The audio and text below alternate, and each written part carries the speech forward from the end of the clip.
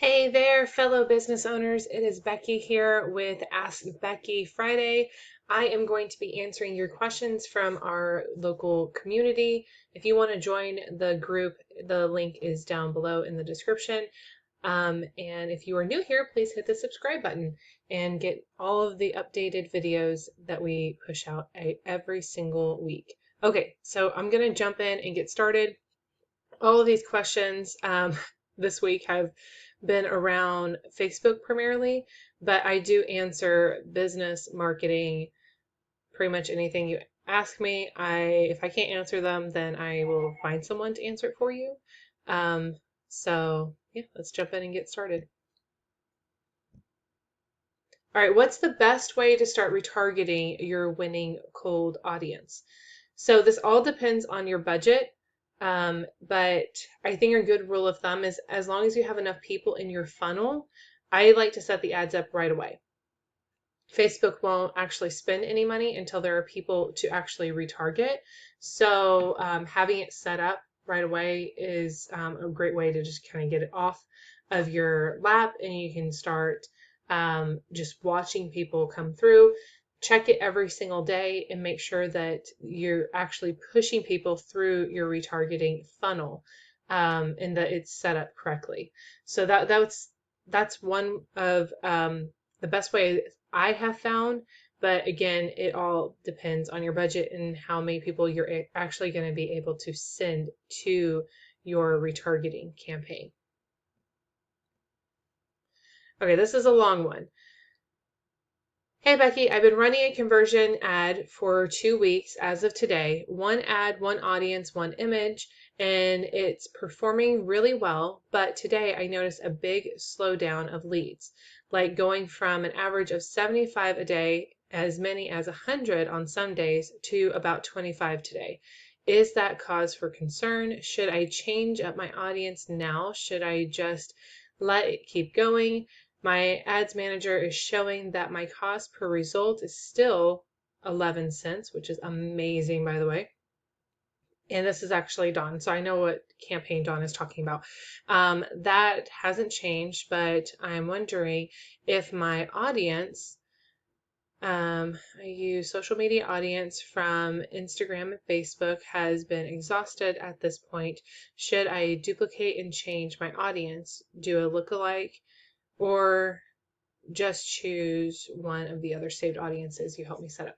Okay, so thank you for your question, Dawn. That is absolutely amazing, and amazing results. So yes, really like what we had talked about, anytime you're setting up an ad, you want to make sure that you're running the test at the same time. So instead of just setting up for one audience, you're going to want to set up for all of the audiences and test all at once, and then narrow down that way and then scale. So what that will show you is what your actual winning audience is, because sometimes, especially with lookalike or warm leads, you're going to run out of people. So you're going to want to test all these different avenues. Even tweaking and adding some other parameters can help, especially on like lookalike audiences. Now, it sounds like you have enough people on your list already to be able to pull down that CSV file and upload it and start a new lookalike audience based on the people who actually opted in. I would do that as well as the saved audiences we built together, and that way, and push it out at the same day at the same time, run it for 48 72 hours, and then see what your results are. Of course, make sure that it's out of that learning phase before you mess with anything, and then start shutting off the ones that aren't winning. So that's what I would recommend doing, and then I'm sure you'll see that cost per result adjust, and the numbers still come back in. Now, have you changed anything? I guess another follow-up question to you would be, have you changed anything as far as your daily budget? Because to still be spending 11 cents per lead, but it go from 75 on average day down to 25, something tells me that something else is disconnected or not reporting correctly. So just make sure that everything is still running how it was with the 75 leads per day, and then see where we can make the adjustments. And I highly recommend running the audience test across the board on all those different leads that you have now. Okay, how many phases should there be to an ad strategy, and should they always be running at the same time? Okay, this was another question from my group, and this is a really good question.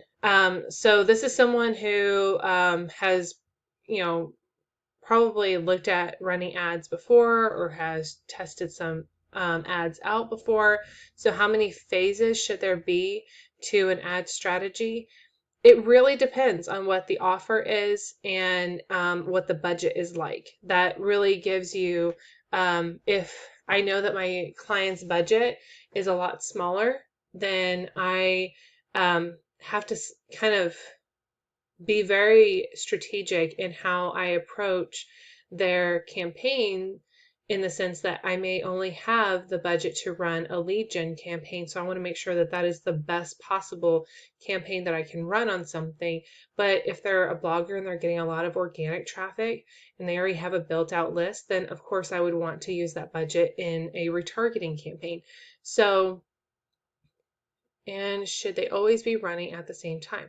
So I like to run my different campaigns at the same time. However, like earlier this year, I ran a lead gen campaign. It was primarily built, and the whole strategy behind it was just to build my email list. And then what I wanted to do was, I wasn't ready to launch my course until like literally a month ago. So um, but I've been running that same lead gen since January, and that has built my list um, by a lot. And my goal was 1,000, and I got well over that. And then I was like, okay, I guess now I need to launch something. And so I decided to then take that down, nurture those people, send them nurturing content. Maybe it was like podcast interviews that I've been featured in, or a blog post that I wrote that gains a lot of traction, or maybe like I have a 3-part video series and I wanted to send them that. So those are all nurture pieces. So we're nurturing them on the back end in the email, but then we have the other nurture going through Facebook campaigns. And then I retarget those people with my actual launch ads, my sales page ads. And you may have it broken out into multiple phases even from there, because maybe you want people who, if they added it to the cart but they didn't actually go through and buy, then you want to retarget them with a different message, maybe a different call to action. Maybe like, you do something a little bit more enticing and build a little bit more scarcity. So then you have multiple layers of different retargeting campaigns that you are running at one time.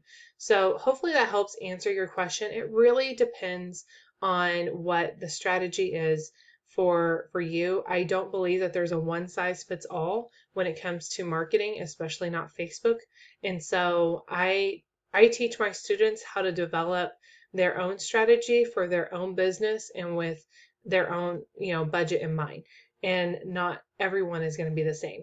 So even how you approach the different budgets, it's going to be vastly different than if I had a client that has $1,000 a month to spend versus $10,000 a month to spend. That's a very different strategy for each of those people. Okay, if I'm looking to start running ads, what's the first thing I should consider? What are the key components to a winning ad strategy? So this kind of comes along the lines of where to, where to start. I really think you need to look at your offer. I like to do a lot of background research to make sure that whatever offer I'm putting out there, that it has already been proven to get people on my list organically, or then it's not really worth me pushing out, and spending money on. So if it has been proven, then that is great. And if it hasn't, and you don't really know what your audience wants, maybe you're playing the guessing game, then you're not ready to spend money on Facebook ads. Go into your local communities. I love to get into communities where my ideal audience, which are business women, are hanging out. These are business entrepreneurs, so they're business owners that are run by women, and sometimes that's primarily moms. And so I know exactly who I am talking to, and I go into those groups and I take polls or I may have a market research survey already built out. And so then I say, hey, enter to win $50 gift card to Amazon or whatever if you take a couple minutes and answer the survey.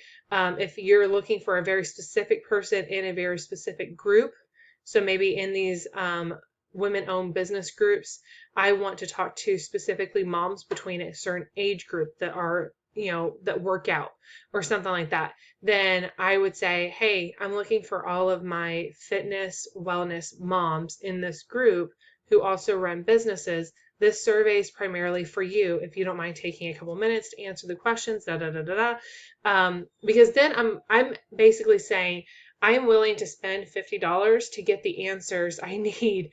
And so that's a marketing budget. And I like to answer. I like to ask about 10 questions on these, very quick surveys. It literally takes them less than 5 minutes to answer them, and it enters them to win a $50 gift card. Now, for everyone who participated, I always send them, if they want it, a nice little bundle that I usually sell on my website. So just as a nice little thank you, they give you answers and feedback and data, which I like to use Typeform, and then I export it as a CSV file, and then that way I can adjust the different data points that I want to pull from, and then that gives me a clear indication of where everyone is. Even when I was like launching this my ads camp course, I wanted to know, what is it that my audience really wants to know? Where are they struggling? Because there's so many Facebook ad courses. I have my own pre-recorded courses too, but where are people struggling? And then it gave me a very clear idea of what I needed to provide other women in my community. And so you can go off of that. That's a really great way to kind of figure out where you start first. First, you need to see what you're providing, the audience. I think that's the first thing you should consider. And then the second thing would be your budget. What are you willing to spend to test this offer out? You already kind of have the background data, then you created the offer based on that data, and now you want to push it out to more like-minded people. So then you have to have like a testing budget and then go forward with that. And then what are the key components to a winning ad strategy? I kind of answered it before, but you want to test multiple elements at one time. I like to break it out into 3 to 5 audiences, 2 copies, and 2 graphics. Now, you're going to probably expand on that. I always do. I end up testing at least 7 different variations of, or sorry, not 7 different, just 7 different graphic components on the ad, whether it's a still image, carousel, video, whatever I'm pushing out, I'll, if I see one of the ad copies doing a lot better than another one, maybe I'll tweak the headline and test out 2 different headlines. So, what are the key components of a winning ad? You want to look at where your cost per conversion is, if that's conversion, or cost per result, if that is in your industry standard or below, and then what is your click-through rate. And then, so there's some other metrics getting really into it, but for someone starting out, they're going to really look at these numbers, the reach and the impressions. That's great information, but most people aren't going to really understand that fully. So I would say the more important, items to look at is your cost per result, your click-through rate, and the money you've spent on the budget. And then you can go through the ad and see what kind of social proof it got on it, any likes, shares, comments. Honestly, people are brutally honest on on Facebook and, well, anywhere. And so they will leave comments letting you know what they think about your product or service or whatever your ad is promoting.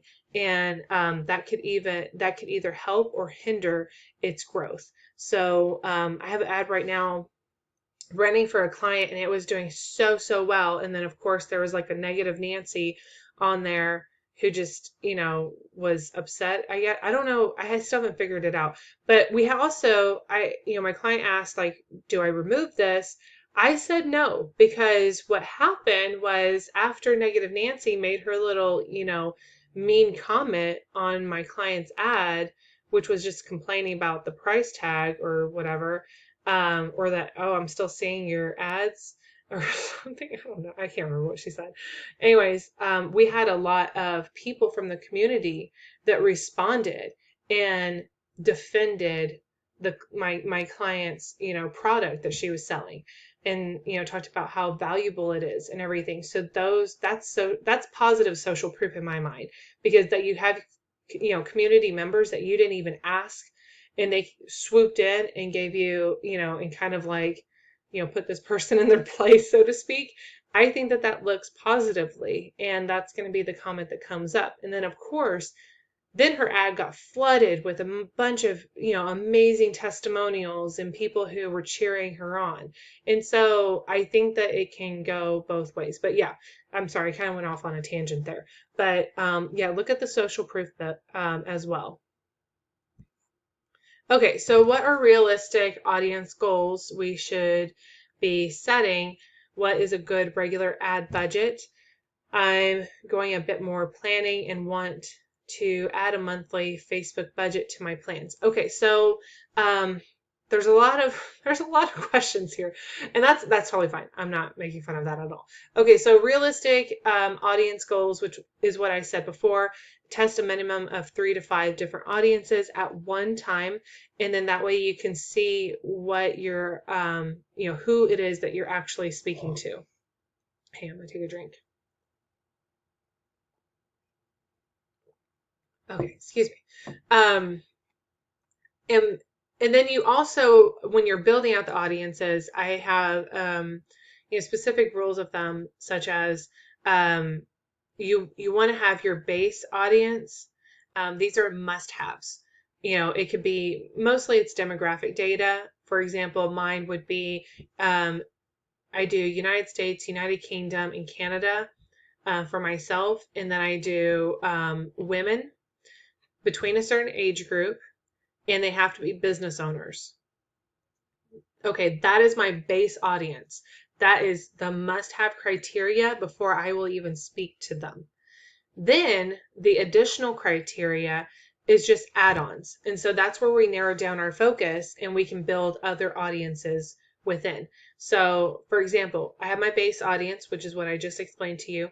And then one of the other narrowed down interests I could do is someone who also follows Amy Porterfield or Marie Forleo or Gary Vee or someone like that. And then I just look and see where I am in that range. And so the audience range that I recommend is 100K to 1.4 million. That's kind of like a sweet spot. If you can get as close to 100K as possible with, and still stay in the green on Facebook's speedometer thing, you're gold, because that is ideally where you want to be. Now, let's say Amy Porterfield's audience, I just had to add her, and that got me down to 250,000. So excuse me. So with that 250,000 potential reach, that's one audience. That's a great size audience. I want to keep that, and so I'm going to title that audience, that's audience 1, which is Amy Porterfield. Okay, then I'm going to take that same base, remove Amy Porterfield, and now I'm going to add on Gary Vee and see where that gets me. Oh, that got me $300,000, $300,000, 300,000 potential reach. Great, that's audience 2, and I'm going to title that Gary Vee. So you can kind of see how you can break out an audience. Do not put everything on one audience. I see that happen so many times. That's a do not do. Okay, what is a good regular ad budget? This is a really great question, because budget is probably the thing I get asked a lot, especially when I'm on the phone with someone. I'm like, what is your ad budget? And they're like, I don't know. What should it be? That's a really difficult question. I mean, I can go off of industry standards, but we really dive in and talk about like the numbers and what I recommend. But also, I think budget scares a lot of people because they think of that money as it's gone. You're putting it into something and it just vanishes. And that's not true. Not if you have a very good strategy to back it up. So what I recommend is having a testing budget. And when a testing budget, that's going to test out all the different audiences, all the different graphics and the headlines and the copy, all that stuff at one time. So what is your testing budget? And I recommend a minimum of $100. That is $100 over 48 hours. If you have more to spend, great. If you don't even have $100, you can squeeze, I've worked with budgets from like, even $5 a day. I couldn't really test a whole lot of elements, and it took it a while to get out of the testing phase, but it was what the client wanted to spend. So, or the learning phase. So Facebook has a learning phase on there. So you want to get out of that. Then it's a matter of but when you think about your testing budget, that's the budget that you should say, I am willing to spend this and not see anything as far as like money coming into my business, but I'm investing this money on getting the data. I've had people who have launched courses for the first time. They have spent over thousands of dollars on their course launch, and they broke even. And then they're like, okay, they already had it in their mind that that's what they were willing to do. They were willing to break even, budgeting thousands of dollars because they wanted the data to come back to, so that they can, in a couple months, they could launch again, and they learned from that data.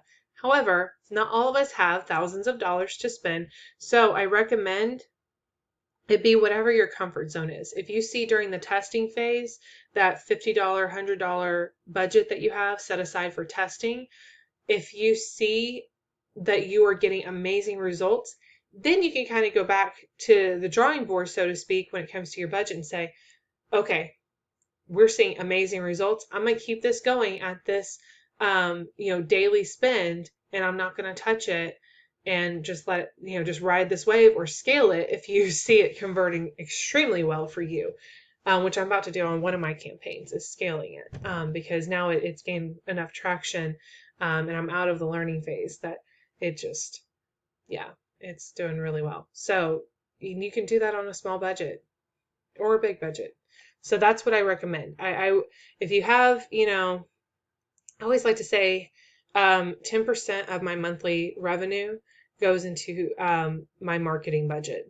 That's just a rule I've lived by since day one of starting my own business, probably because that's what I did that in being in corporate America. And so that's just something that I just started doing right off the bat, and that's helped my business grow so much.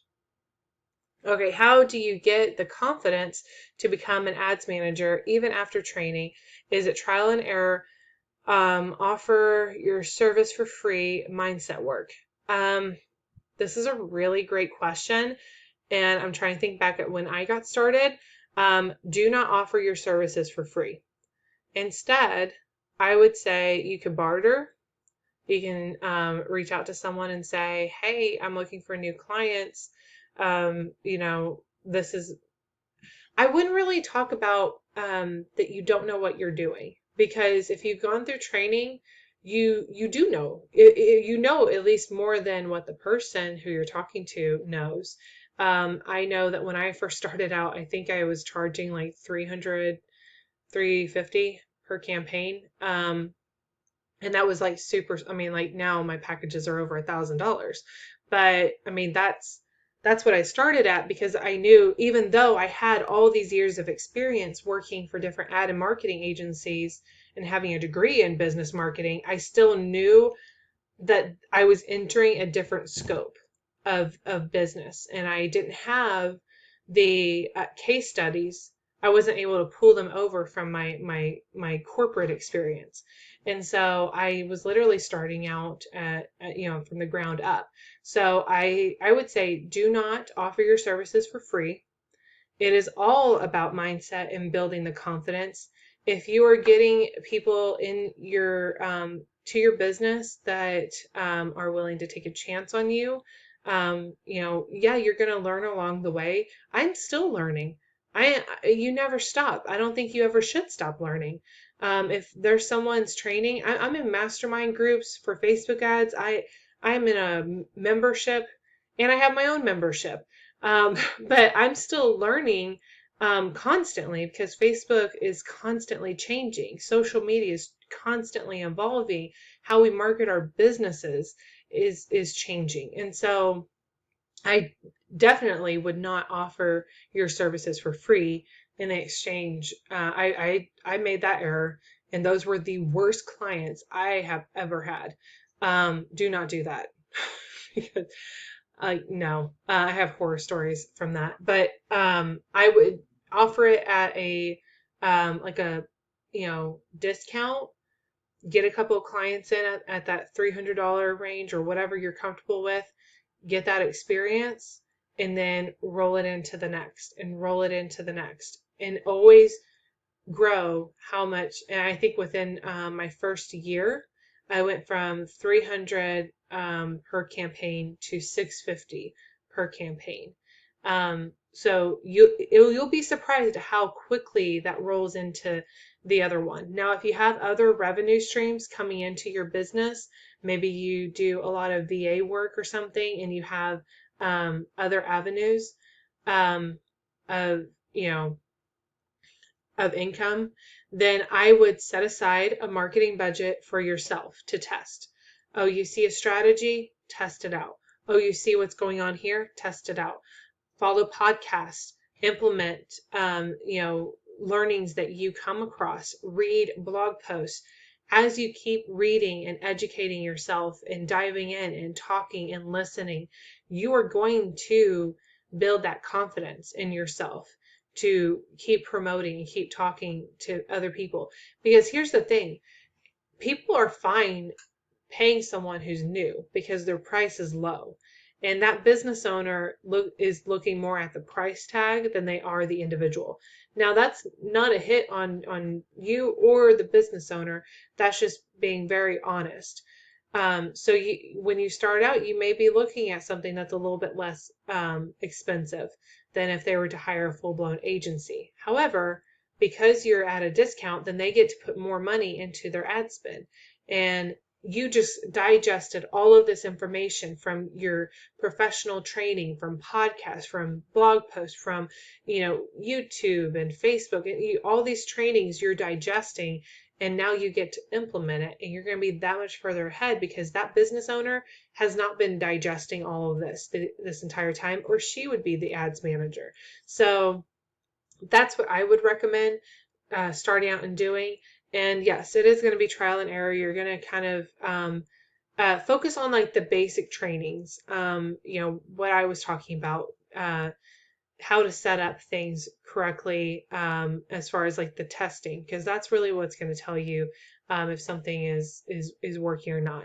If you can find someone that already has a product that sells and they just need someone to manage, so it's already set up, they just don't want to think about it.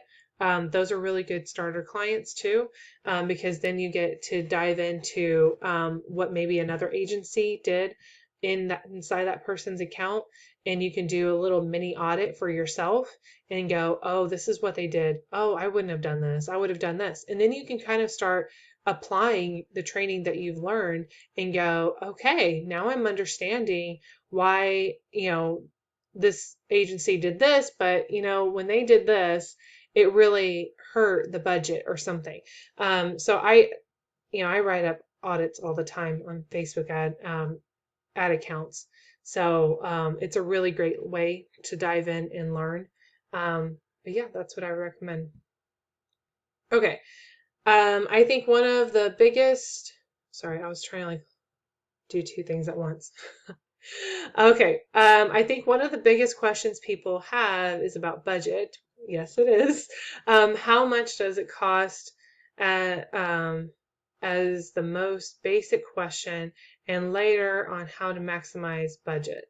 So yeah, I kind of already answered this a little bit, but just to elaborate, the budget is really the person who's willing to spend the money. I had a client for the longest time. She was only willing to spend $1 a day. That was $30 a month. She spent more hiring me than she did on her Facebook ad. However, that same person has hit over $1 million, and that was just 3 years ago when we were originally working together. So having some budget is better than having no budget.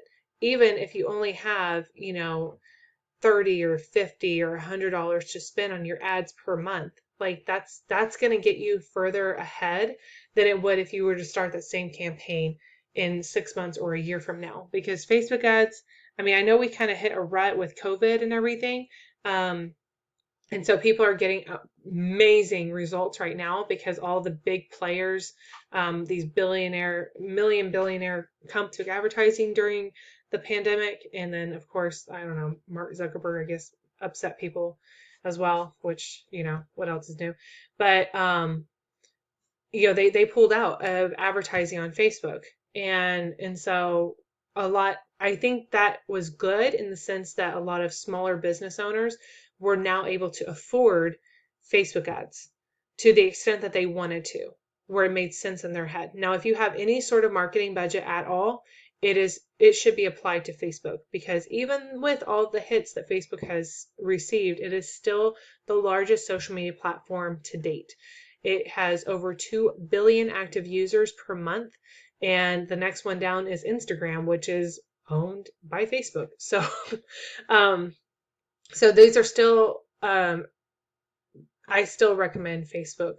I am learning other platforms because I don't think Facebook will be around for, in 5-10 years. But it is around now, and it is still a beast. It's the powerhouse for marketing. So I highly recommend putting some sort of budget, again, even if it's small. And then later on, how to maximize your budget. It's all about your offer. Don't just put something up there just to put something out there. When people say, I just created this, offer, it took me like 2 seconds or whatever, then that's not worth putting up there. People are going to catch on to that. But if you can't put a price tag on a free offer, it's not worth putting out. Make sure that you're bringing value. And so, like, I have my free offer is a Facebook ad mini course. I have another like Trello training. You get a Trello template. Another one was it's a 3-part video series, and then I had a breakout session with one of the ladies on there. So it ends up being 4-part video series. In my I've had coaches and stuff get on to me like, you need to be putting a price tag on everything. That's not what I'm in business for. So make sure you bring the value, and people will follow you. People, they want to feel appreciative, but they also don't want to feel taken advantage of. There's also like the tiny offer, that's going around right now. And if you're going to build one with immense amount of value. Like, it should have at least 5 times the value. And I'll do a separate training on the slow funnel, is what it's called. But just to answer your question in full, how to maximize your budget, making sure your offer is good enough to continue scaling. And I mean, you'll see that during the test. So whatever the basic budget is for your testing phase, whether it be, 50, $100, whatever that is, then, you have the answers that you need to either scale it or, or tweak some areas of it and then test again. I don't ever stop testing a campaign, just so let me back up. I don't ever stop testing out different elements for my ads or audiences or placement or whatever. I constantly am in there making tweaks and adjustments to all my clients' accounts, to my account, because you never know when it's going to dip. You never, if I start seeing something, rising on their cost per result, then, it's kind of too late to make a tweak at that point. In my mind, I mean, it's not too late, but you know what I mean? You can always make tweaks and adjustments, but I like to get ahead of that, because if I see something, okay, that's converting at $1 per lead, let's see if I can get it for 50 cents per lead. And then I'll sit there and tweak and adjust. Like, don't just be satisfied with whatever number comes across. Keep seeing if you can get it lower and lower. Maybe a new headline would work. Maybe, if I split this out and did another graphic, but did something more like this. Let's see if that works. And so that's how you can maximize your budget. Okay, I think we're almost at the last question. How much testing do I have to do with Facebook ads and audiences? Do I have to run 6 different copies and photos, videos every time I want to advertise a new product? Is there ever a time when I just use one audience and one ad? Okay, wonderful question. And short answer is kind of. Sometimes. How vague that is. Okay, so when you're testing a campaign, so let's solidify what each bracket means. So bracket meaning, let's on the campaign level, I like to space out my campaigns on their objective. Where am I sending people? What is the offer? If it's going to one product, that is one campaign. If you want to test out another product, that is a completely separate campaign. Do not put it into the campaign with the original product. Now, unless you are testing out products. But that's on people who already know who their winning audience is and copy and graphics, and now they just want to solidify these multiple different products. If it was me and if I was running, I would break it out into different campaigns just to keep it organized. Because then you'll have retargeting campaigns on top of that and all that jazz. So what I like to do, if it's someone who is not sure, maybe they're putting out a brand new offer or coupon code or product launch or whatever. So then, of course, you want to test it. You have your audience breakdown. You have the different variations of your ads between the copy and the photos or videos, carousel ads, whatever it is. So then you want to do the mass test, and that's the 48 to 72 hours, depending on your budget. And then that gives you the answer of what the winning audience is. But it also gives you the answer on what copy they like the best, what headlines they like the best, what images, what, videos, what setup it was that also won. Now, when you go to create product number 2 campaign, you have that information to go off of. So you're not starting at ground zero every single time. You are kind of just adding on to what you have already tested. So maybe in campaign 1, you saw that, here's your winning audience, but hey, this other audience wasn't that far behind. So maybe with product number 2, if it's very similar to product number 1 and you know it's about the same audience and yada, yada, yada, then you can start with those 2 audiences. Okay, so you've already broken down, testing all of these other audiences. I still break out and test audiences on campaigns that have been running for, over 6 months. I still break out and test other elements to those campaigns because, again, you never want to stop moving forward. You always want to see, how can I make these results better? How can I get the lowest possible cost per result? And that's how you do it. You keep breaking it out. And so I will say that the majority of the campaigns now, you're always going to go back to one audience, one ad, more than likely. Even when I do like little spaced out testing each week, I still go back to one audience, one ad after that testing is completed. Sometimes it does better, sometimes it doesn't. And so you always want to keep adding those different elements to your campaigns. Okay, and that's it. If you do have any questions for me, I do the Ask Becky segment once a month. Please feel free to submit that. The link is below in the description, and I am happy to add those to next month's Ask Becky session. All right, take care, everyone. I appreciate you guys so much, and please don't forget to subscribe to my channel. All right, bye.